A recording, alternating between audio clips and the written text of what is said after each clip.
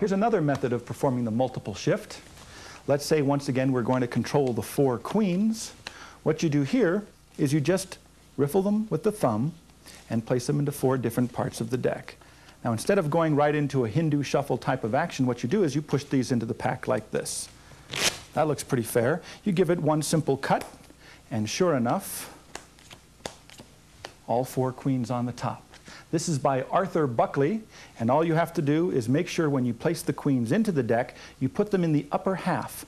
Now I'm going to put them in face up so that you can see what's happening. The 4 queens, remember, in the upper half of the deck. That's important. You want to have at least a few cards to play with underneath the lowermost of the 4 queens. Now what happens is you never push the queens flush into the deck. This is where that jogging action comes in. You push them in a little bit at an angle, like this. The index finger pushes them back further, so they start to become in-jogged. Then you straighten out. So in apparently one action of pushing them into the deck, you actually in-jog the 4 queens like this. Now the reason you wanted to have a few cards beneath the last queen is you take the cards into your right hand, the index finger pushes back on those lower cards, just like that. You strip out some of those lower cards along with the queens in one simple cut, and that brings everything up to the top. So this is the Arthur Buckley multiple shift. My good buddy Mr. Frank Zach, he came up with a lovely touch, the same basic idea as the Arthur Buckley control, but here you can control the 4 kings, the 4 aces, or the 4 queens to the bottom of the deck. Here's how it's done.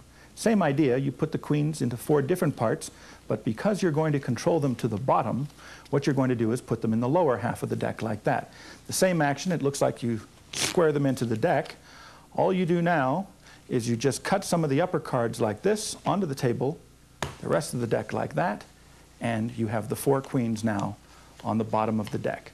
This is basically the same as the Arthur Buckley version, but to get them to the bottom, you do it sort of backwards. Once again, the 4 queens, 4 different parts of the deck. Remember, in the lower half, when you push them in, you do the same jogging action as before, so they end up in-jogged. So now the 4 queens are in-jogged.